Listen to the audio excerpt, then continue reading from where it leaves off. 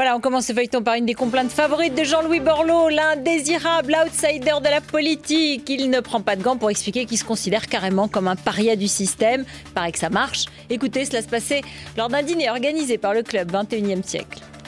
Je n'ai jamais été accepté comme un politique. Jamais. Je suis un bâtard.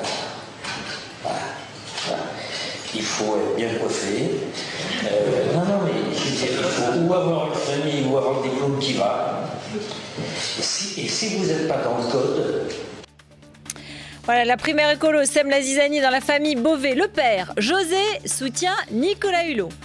Une de ses filles est en couple avec Stéphane Lhomme, qui est le candidat anti-Hulot, déclaré à la primaire écologiste.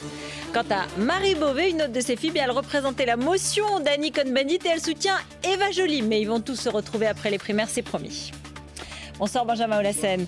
On va revenir sur la prestation hier de Marine Le Pen à la nouvelle émission politique de France 2. On va faire un exercice de fact-checking, c'est-à-dire qu'on va revenir sur quelques approximations ou erreurs. En tout cas, on commence par ce qui s'est passé avec Cécile Duflot. Elle débattait avec elle et elle a parlé de binationalité. Oui, elle interroge Marine Le Pen sur sa position. Marine Le Pen qui est contre la binationalité. Et vous allez voir comment la candidate du Front National prend l'exemple allemand qui, lui, donc, a supprimé la binationalité. Un exemple qui lui permet d'égratigner les verts à travers Annie Cohn-Bendit. Écoutez. Il s'agit de leur demander de choisir, comme ça se fait en Allemagne, sans d'ailleurs que j'ai entendu M. Cohn-Bendit s'en scandaliser, puisque lui, je crois, a aussi la nationalité allemande.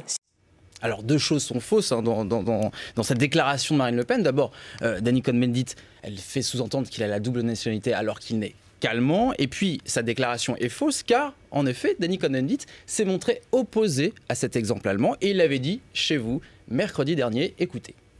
Qu'il y ait une folie en Allemagne, c'est pas parce qu'il y a un dérèglement de la réflexion intellectuelle en Allemagne sur la binationalité qu'il faut qu'on la reprenne en France.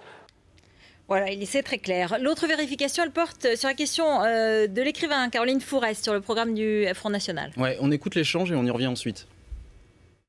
Moi, j'ai trouvé sur le site de votre parti, en ce moment même, une phrase qui parle de la défense et qui dit ceci.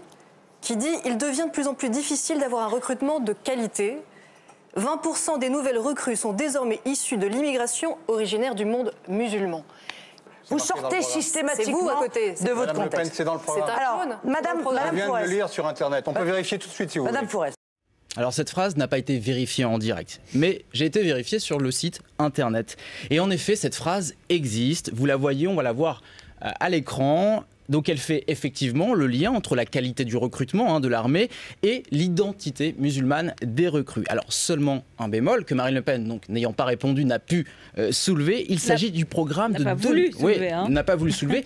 Il s'agit du programme de 2007 et cela s'est inscrit dès l'avant-propos du programme. Il est donc difficile d'imputer cette ligne à Marine Le Pen car à l'époque, le candidat à l'élection présidentielle en 2007, c'était son père, Jean-Marie Le Pen. Enfin, elle ne sait en tout cas pas ce qui est écrit sur son site.